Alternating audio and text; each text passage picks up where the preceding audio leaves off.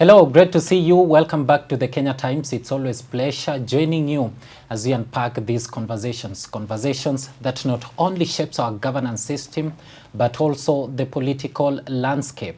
And to help me unpack this conversation today is none other than the Kirinyaga Woman Representative, Honorable Njeri Maina. She's one of the youngest legislators here in the country. I'm your host, Nixon Njau, and follow us throughout this interview. Karibu sana Mwesh. Asante sana. Thank you for having me. Welcome to the Kenya Times. Good to see you guys are doing an amazing job. Many people call you Gasheri. What is the meaning of Gasheri? Gasheri is, it actually came about during the nominations, the UDA. We were at some place called Kirugoya. And then I was just with Rigathi Gachagua, the second Deputy President. Akasema, you know, people like to own something as a brand, and he felt that because I am young, I should pose as the daughter of Kirinyaga County. So he called me Gasheri, you know, and from there, the next stop and the next, Gasheri just became a brand. So it is like a young girl who is beloved by the community.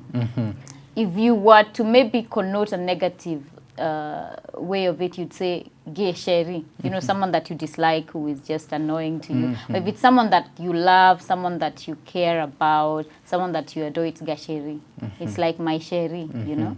Yeah. And that is where the name came from. Yes. And many people, you know, knows you as the woman rep, the youngest one. You know, you were elected with only 28 years back in 2022 general election. But we would like to know more about you. Who is this Honorable Njeri Maina? Where was she born and grew up? I grew up in Kibingoti, Mugumo area, Ndia constituency in Kirinyaga. I was brought up there, you know, I was brought up swimming in the river. I wouldn't say with crocodiles. Our river doesn't have crocodiles. Just climbing up and down the hills, like doing any random thing that people used to do back in the day in the village. And I went to a public primary school called Kiangoma. It was to and fro 8 kilometers from my home. So that is where I went to school. And I was born in a family of 7 as a last born in 1994. And I had quite an eventful childhood. You know, I enjoyed being around the community, my parents, my dad and mom. So I can say that I had an easy, not hard childhood. And I had a lot of fun growing up. I mean, when you have a family of 7 and you're the last born, you get all the pampering. Yeah. You get the benefit there. Yes.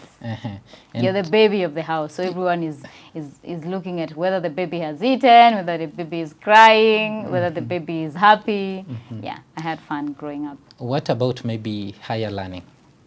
After that, I went to Kabare Girls High School, and from there I proceeded to Kenyatta University while waiting to be admitted, because it was that 1 year, or rather like 8 months wait period. I studied linguistics. I did a diploma in Mandarin, that is Chinese.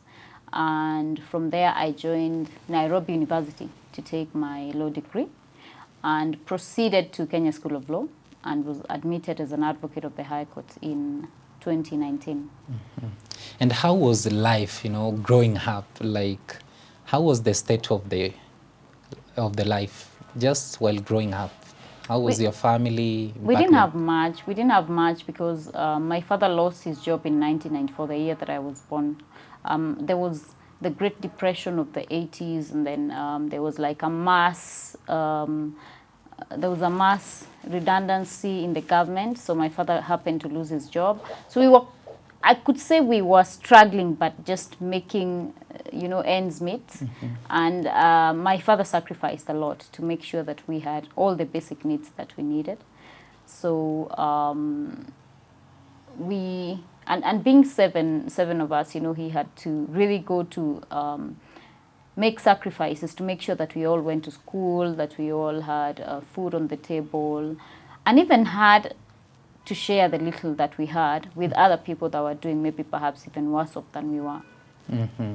And maybe on your political journey, now let's talk here. Did you ever involve yourself in politics, maybe back in the campus, or it's just something that began in 2022 because many people knew you then? Oh, yes, I did. I vied for WASWA, legal representative at Parkland's campus, School of Law. So I always knew that I'll end up in politics. It was always like something that I grew up knowing, that this is where my life is going to, you know, To take the this direction. is the route that my life is going to take. You know, I grew up watching Benazir Bhutto, Martha Karua, you know, Margaret Thatcher, and I always knew that I wanted to serve. I think for me it was just the timing. When am I able to get into politics? When am I able to have the financial muscle to venture in? And 2022 gave me an opportunity, and I said, well, let's see where this goes. And as we all know, we are here. We are here. Yeah. Things happened. Yes. You were elected as the youngest woman rep in 2022. Yes. And then you are here. But how was the response when you were being elected as the youngest leader? Oh, the campaign was hard. It was really tough. I remember when I said that I'm vying, you know, of course, people like went on social media, got all my photos from campus, and I was in jeans and a crop top, and like they were being pasted all over social media. And people discredited me, some of them, especially my opponents, were running a campaign that I am too young, that you know, that seat is for kina mama, that people who are of a certain age, you know, that I don't have a home in Kirinyaga County, and I have my parents' home, you know, that I need to know how to cook ugali, and like nitty-gritties that don't even make sense to me. But I am glad because I spoke to the people of Kirinyaga and told them that I am not going to parliament to be asked whether I have a home in Kirinyaga, whether I can cook ugali, you know, or who I'm married to, who I'm not married to, whether I have kids, whether I don't have kids. I'm going to represent their agenda, and I'm qualified as an advocate of the High Court. And I'm very grateful and humble that they actually listened to my vision and allowed me to serve. And what were the challenges that you faced back then? Finances. Politics in Kenya is very financially involving and consuming, and it is centered around money, you know. The dishing out of money. My opponents had the money, I didn't. And, you know, I'm just fresh off from Kenya School of Law. I've just done practice for, I think, 1 year or 2 years, mostly majoring on pro bono work. So I didn't have the money to run a campaign. And I remember at some point I thought, well, I don't think we are going to actually see this to the very end of it, because I was moving around in Kirinyaga and my opponent had posters everywhere. They had billboards. Like I'd take a turn and I see a billboard, I'm like, oh my God, I can't even afford a billboard, like, you know. Yeah. So, but I really pushed my agenda and spoke to the people and told them that, look, I have no money. I am young. There is no absolute way that I have money, but I have a vision and I want to serve you diligently and purposefully, and inshallah they listened to me and they voted for me. Yes. So you went the way you were. You Yes. went to the people the way you were. Yes, I presented myself as Gasheri, you know, as their daughter who was just off law school, who had not made any money, who did not have maybe even the experience that other people were claiming to have, but someone who had the passion to serve the people of Kirinyaga. Yeah.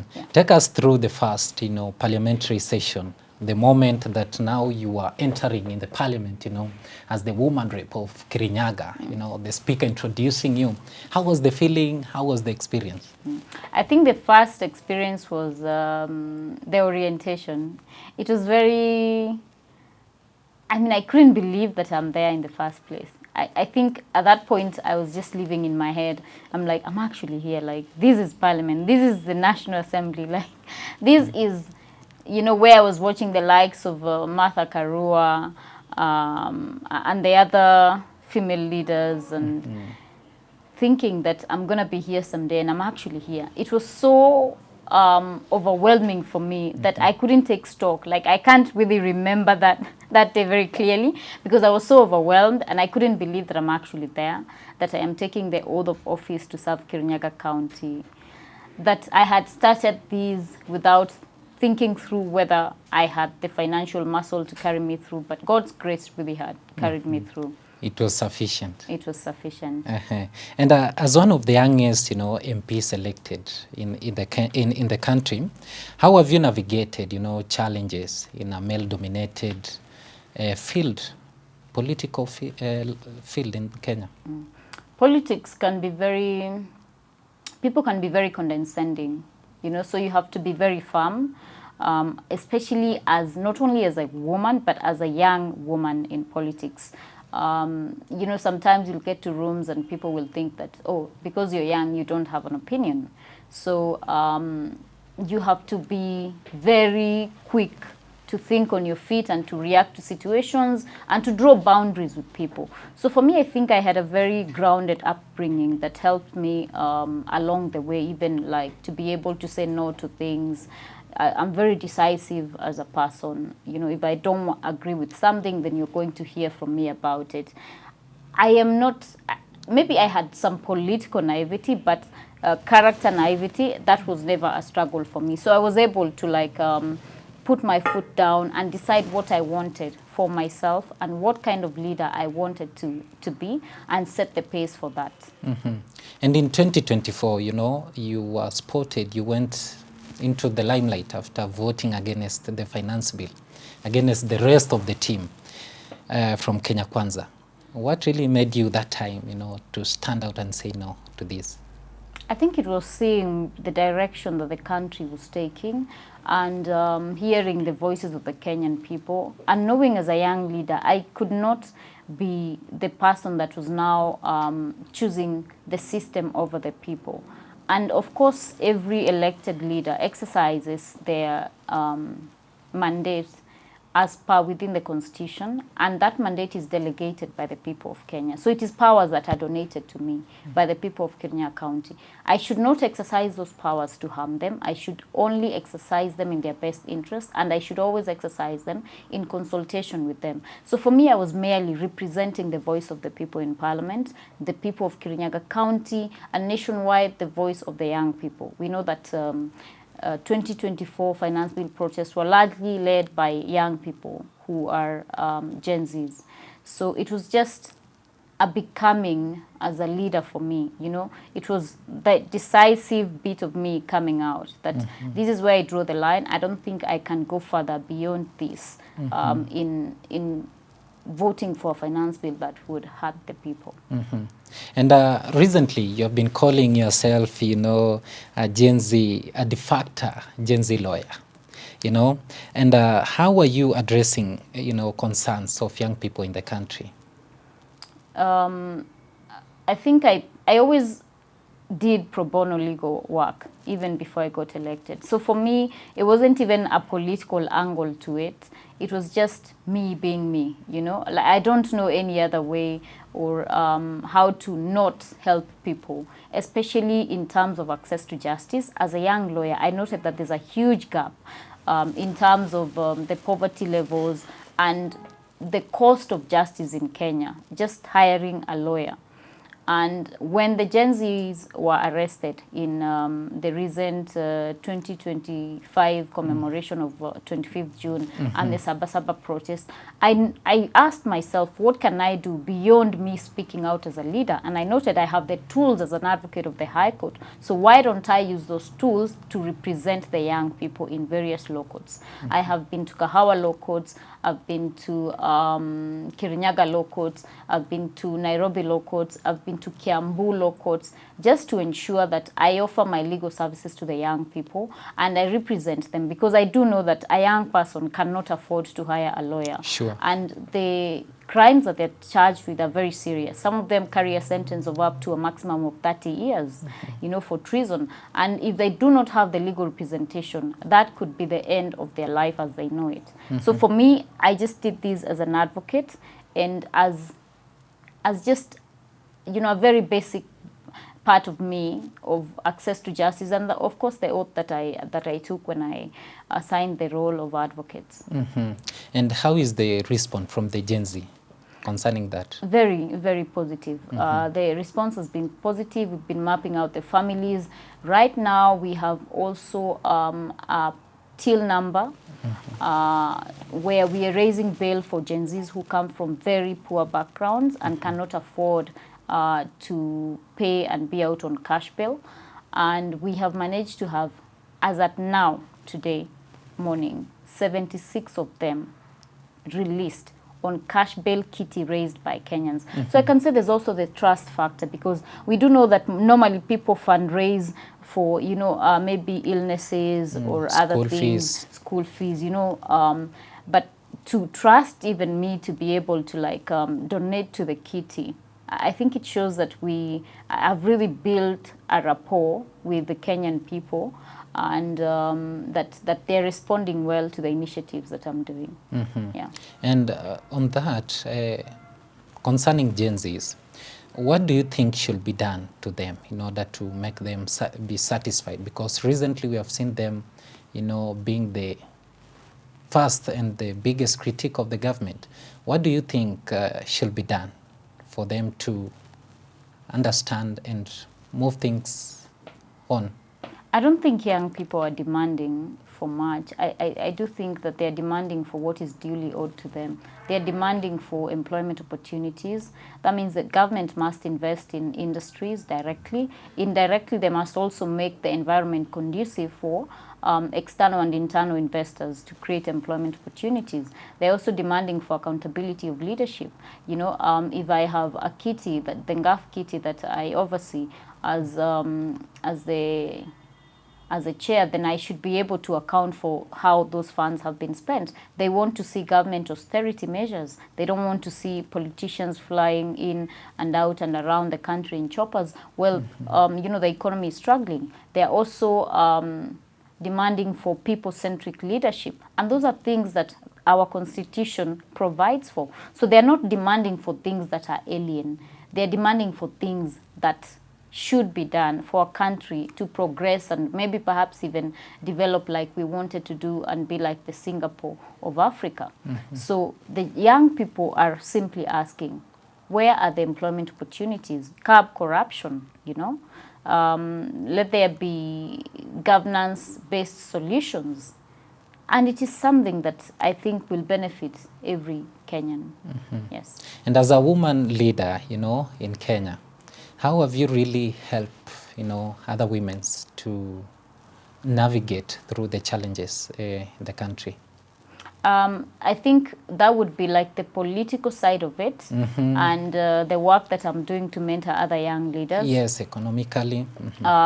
Economically, we've been running programs in Kirinyaga County, economic empowerment programs, where we specifically fund women-led organizations, and organizations that have more than 70% of women as its members.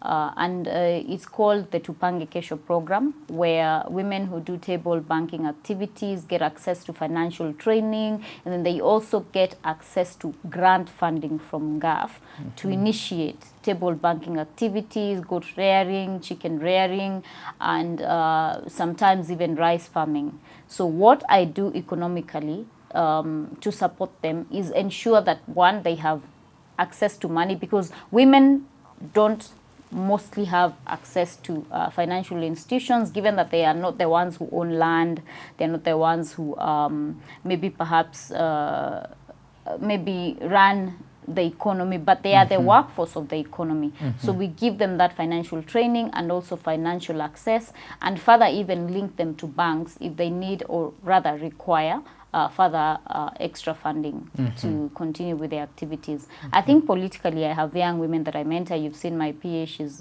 pretty young. There's a young lady also who's the currently the DCP youth chair, who's called Wanjiko Thiga. And that's what you can do as a leader. You do. You go out of your way to make sure that you're doing your best. And you show them the direction. Yes. And now let's come to politics. You know, we know you, we know Honorable Njeri Maina as the former Deputy President Rigathi Gachagua ally. You stood with him since from the start, even during the impeachment process and so on, being gotten out of office. You stood with him.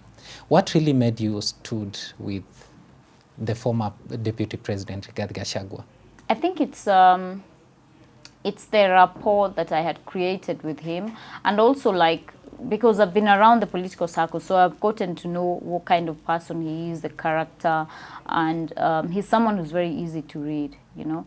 And there's a lot of conniving in politics, you know, plotting behind the scenes, conversations where maybe perhaps people are excluded and there's a way forward. And I've never really gotten comfortable with it because I'm not that kind of person. So for me, I think I was drawn to his character in that he is a very direct person. He will tell you that this cup is white if it's white. You know, there are people who are going to tell you it's black. No, it's black.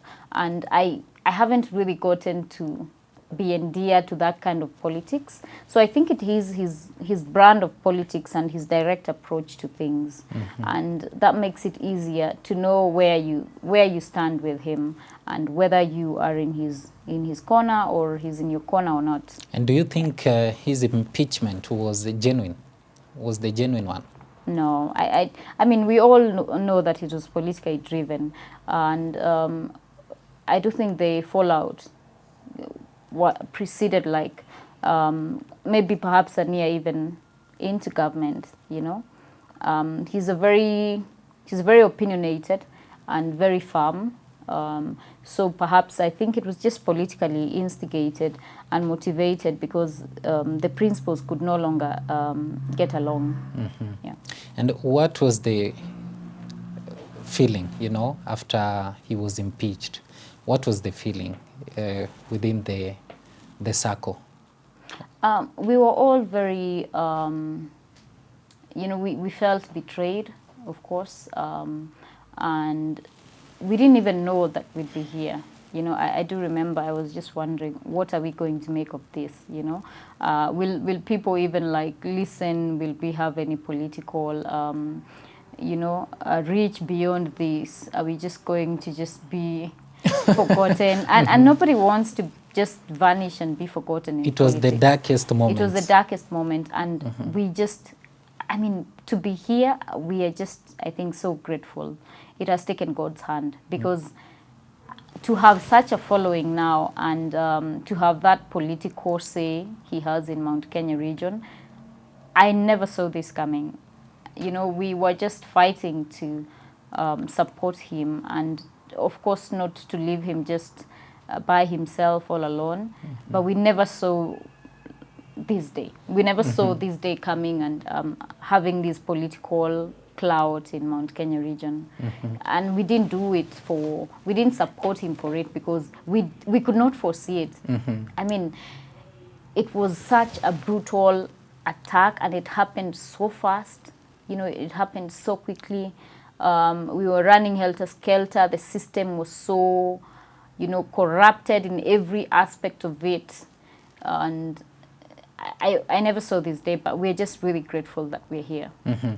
And as a person who you have been close to the former DP, Rigathi Gachagua, how could you explain which kind of a person is he?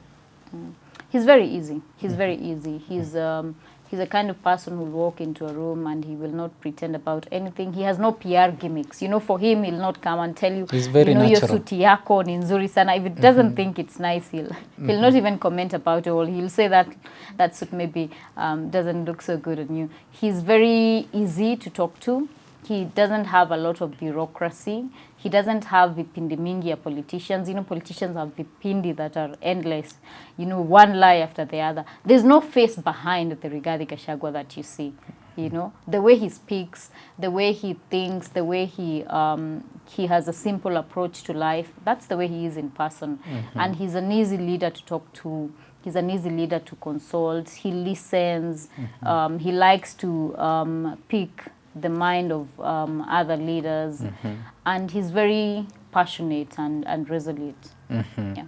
And recently we have seen the attacks, you know, of the DCP allies, you know, in various rallies, and we have seen them being attacked in rallies, in churches. What do you have to say concerning that? Very unfortunate incidents, and I just wonder that politicians never seem to learn, because this happened when we were campaigning for the now current government, you know, and I do recall the president, and it's on record, swearing that he will never weaponize the criminal justice system or use excessive force or the police or even engage in extrajudicial killings. So to see this happen, it just tells you that, you know, I think the more things change, the more they remain the same in politics. And maybe perhaps it's the old status quo, the old class of politicians that we have to do away with, so that we can get a different Kenya, a better Kenya where, you know, it's not informed on what they learned maybe during the Moi era and the other eras that subsequently came on. I think it is so much in their DNA, the old guards, the politicians who've been there for over 20 years, that they do not know anything different. And Kenya is a democracy. You know, market yourself, I market myself. The Kenyan people will vote at the end of the day. If they decide that they want to have another 5 years of William Samoei Ruto, so be it. If they decide they want a different president, so be it. It's nothing personal. It is an agenda. It is governance. It is the way people feel that perhaps in the US, we don't want Trump or Clinton, we want XYZ. So I think that we really haven't matured as a democracy to just let people be. I mean, when you talk to people, when DCP moves around talking to people, they don't carry their votes. When the president goes talking to people, he doesn't carry their votes. Those people will exercise their right to vote on 8th of August. And so I think I find it very reductive for me and very backward to attack political opponents, because you could just sell your agenda. If it's better, the people will buy it. What if maybe they say the time for campaigns has not yet come? But we have seen the president and the empowerment forums that are being run. I mean, those are political rallies. Since we got into government, I remember it's a thing that I always had an issue with. I mean, we never left the top of the sunroof, you know. We were just always in a campaign mood. So we've held Kenya back from where it should be, because every day since we were elected in 2022, we were politicking. If anything, it is a president who led the way in regard to that. So I do think that it's unfortunate. And because they got us all here, I mean, let people just market whoever they want to market, and people will vote. Ultimately, we'll have a president. Whatever come may, we will have a president in 2027. People will decide. And it is a fact, and people will decide. And many people have criticized, you know, your party leader, Rigathi Gachagua, of being a tribalist. What do you have to say? You do know, practically speaking, my party leader is still the president, because I'm elected under UDA ticket. But my political ally and leader is Rigathi Gachagua. I do think that they have misunderstood Rigathi Gachagua.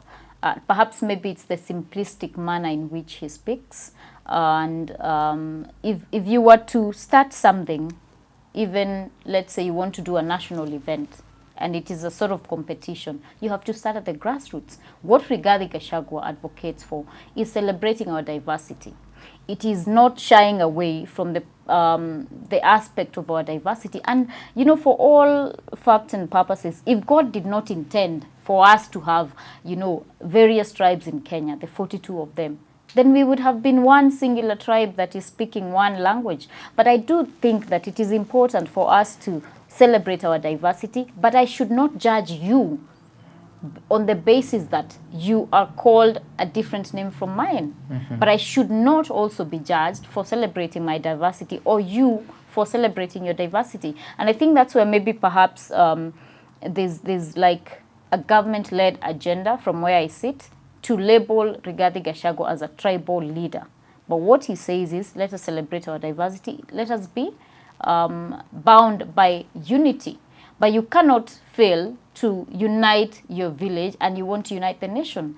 And of course, even the popular saying that, you know, unity begins at the very core unit of a family. You have first to start there, and then you come all the way up. So I don't think that is tribal, because I have not heard him saying that XYZ tribe should be, they should not be in Kenya. I think that is what the negative connotation of tribal is. But I do think that there's a clear misrepresentation of the facts and a funded government agenda, to label him as tribal, to just strip him of maybe a national appeal, because he is good on the mic. Rigathi Gachagua is a good orator. And I know the government knows that when he gets the mic, then it is not going to be so easy for them. He's a tough guy. Yeah. Problem with UDA. I only have an issue with governance policies that are being perpetuated by the government in place. The party itself, I have no problem with the party, you know. But as a leader and someone who is concerned about the wage bill and the expenditure, I cannot further take away taxpayers' money to be re-elected again. I mean, I think it would be very unfair to the people of Kenya, unfair to the people of Kirinyaga County, who gave me a 5-year mandate, who have not told me, no, we will, you know, collect signatures and recall you from Parliament, so come and seek a fresh mandate. And I do think that is where there's a bit of confusion on interpretation of maybe my political alignment and the party. My party. And I have no personal vendetta with the president. I have no personal vendetta with him. I have no, you know, I can't say that there's something that he's done personally to me, but I have an issue with the way he is running down this country. I have an issue with the issues of corruption. I have an issue with the lack of accountability. I have an issue with, you know, of course, the obvious extrajudicial killings of Gen Zs and the use of force. But I am able to separate those issues from the person that he is as William Samoei Ruto and UDA as a party. So there would be no need for me to resign, use taxpayers' money, yet I am purporting to be a leader that wants government austerity measures. When was the last time you met with President Ruto after the impeachment? No, I haven't met him before. after the impeachment. I think it must have been after the finance bill. I think he had hosted us in State House as the Kirinyaga team. Must have been 2 weeks after the finance bill voting of 2024. Yeah. And has he ever called you personally? I do not think that. Normally, I'm not the kind of leader that discusses calls with politicians, because I'm a trained lawyer, you know, and I do think that the aspect of confidentiality is very important. So, because State House was a public, you know, it was a public forum, it was out there, it was posted on the wall. I think that one I can discuss, but I think beyond having maybe personal conversations or on phone, I don't think that's something that I would be comfortable talking about. And you have said that you're not satisfied with how he's running the government. And but on his side, he's saying, please give me time to correct things. Things will be okay. What's your reaction? I think it's because I was on the inside. So I do know that it's not time. I just know that it's a lack of sheer goodwill to do things the right way. And if the president had that sheer goodwill, we'd have seen changes when Gen Zs came out on 24th of June 2024. We'd have seen a cabinet overhaul. I mean, he just recycled the same people, got the same old style politicians, some of them from Mount Kenya region and others from the rest. And for me, I think that was like a political maneuvering tactic from his end for political survival. So the issue that I have with him saying, give me time, is because I've been on the inside and I know that he has just lacked the will to do the right thing and to clean the system as per what the young people wanted. You know, we've seen recent discussions that there's a church being built in State House costing 1.2 billion Kenya shillings, when we have schools that, you know, are made of mud and where children, you know, sometimes even study under trees. So for me, that's a lack of goodwill as a leader. Because even if you're saying, give me time, it's like being in a bad relationship where your husband is, you know, meting violence on you daily, but then he's saying, give me time. You know, it's akin to that. And for me, it doesn't make sense. Yes. So according to you, he's not willing? He's not willing. He clearly isn't willing, because if he were, we'd be very far. Right now, even with the deduction of the housing levy, which I really supported at the initial stage, but then those monies are being collected from Kenyan taxpayers. They're not being utilized as we speak. You know, we have seen the report from the Auditor General that they're not even being diverted. We have seen a report from the World Bank and Treasury that now even the fuel levy is being used as security. I mean, really, you cannot securitize some of these things, because then you will be leading Kenya down the grease way. So for me, he does purely lack the goodwill, and I don't have it in my heart. Maybe perhaps other people do, but I don't have it in my heart to give William Samoei Ruto time. I don't. Yeah. And let's go back to Mount Kenya politics. You were the ally of Rigathi Gachagua, and many people are saying that now the party of the mountain is DCP. But on the other side, we still have leaders from the mountain who are so much attached to President William Ruto. There is a lot of dilemma in the mountain politics. Can you clarify on that? Which party do we see taking over the mountain? We know Kenyan politics.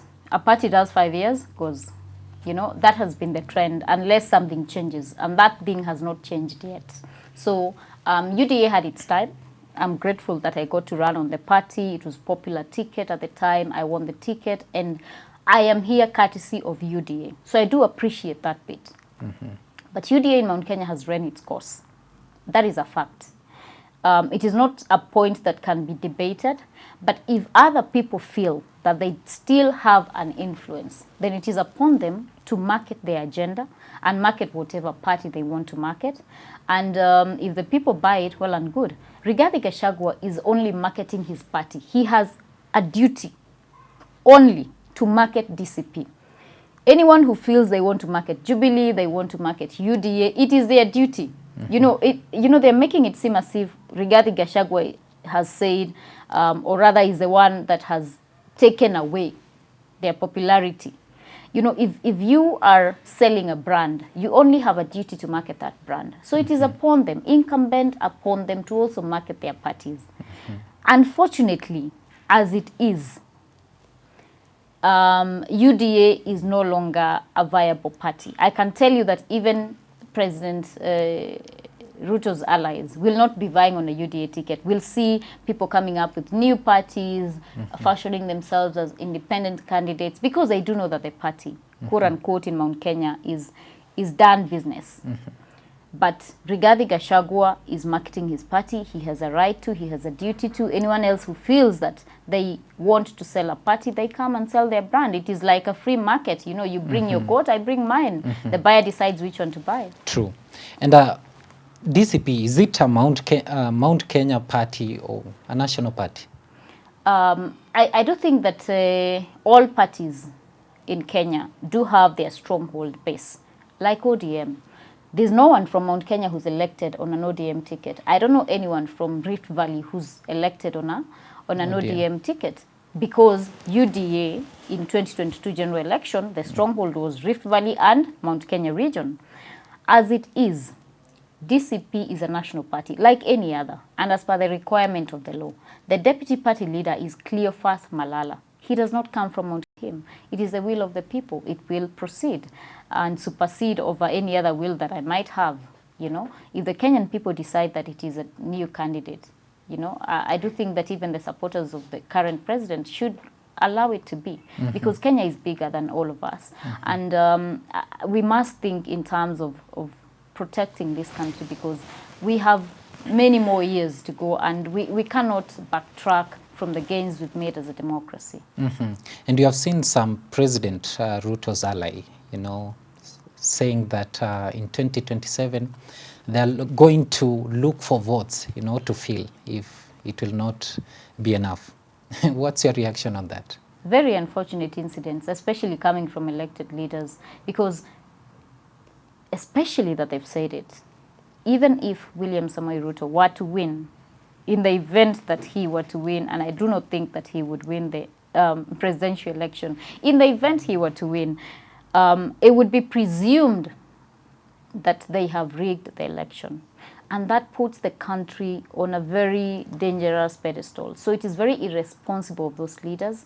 I do believe that charges should be opened against them, because they are setting up Kenya for a path that is not right, and that is not fair, because I do think at the end of the day we have to have a bit of responsibility in the words that come out of us as leaders. There are things that I would have said if I were just Njeri Maina back in the day, and there are things that now I have to weigh, because I have people who listen to me and believe in what I'm saying. I also have people who are watching to me and thinking, well, what I'm saying might be credible. Perhaps it might not even be credible, but that they have said it, that it has come out, that consistently there are people who are close to the current president. It will be a recipe for chaos, which is very unfortunate. And many people will want to know, where will Honorable Njeri Maina now vie? Which position will he vie, maybe in 2027? Will she remain as the woman rep, or just to higher ranking, maybe the senator, governor, or even an MP? I don't have plans as of now to vie for any other political seat besides the county woman member to the National Assembly. But you know, in politics, you just have to observe time and see how things go. So I really can never say never. But as of now, as of today, I just have plans to serve the people of Kirinyaga and to defend my seat. Unless maybe the future brings something different, because you have to be open to such windows in politics. So it's true that you'll just remain to be a woman rep? Yes, that is my intention as of now, as of the time we're having this conversation, unless maybe perhaps something changes in the future, because I don't want you to say that, you see, you have become a liar, Gasheri. Because many people are really targeting that, but you have put it clear. There's a question coming here, you know, someone is asking, we saw the former president, Uhuru Kenyatta, at the State House together with William Ruto. What does this put Mount Kenya into? I don't think that it changes anything. You know, I would tell you for a fact, if today the second deputy president was to join hands with the president, Mount Kenya will be where it is today. And it is because the people feel the pinch in the economy, you know, and the political alignment of Mount Kenya is not based on whether we like you or dislike you. It is based on reality in terms of the economic situation, governance issues. It is issue-based driven. And unfortunately, the former president, Uhuru Kenyatta, loved as he is in Mount Kenya region, has no willpower, or does not wield any power to change the traction of where Mount Kenya is as of now, because unless he is able to do or to deliver to them the things that he needs, that is a working economy, schools, roads, better governance, then he cannot change it. And I think that a lot of people misinterpret that. And Mount Kenya has always been a region that follows the beat of its heart. And right now, that beat of its heart is not with the current regime, unfortunately as it is. We do know that in 2022, he was a sitting president, and Mount Kenya defied him to support the current president. So Mount Kenya will do as it wants. Mount Kenya will not follow someone to some political arrangements. Yeah. Okay, that is Honorable Njeri Maina.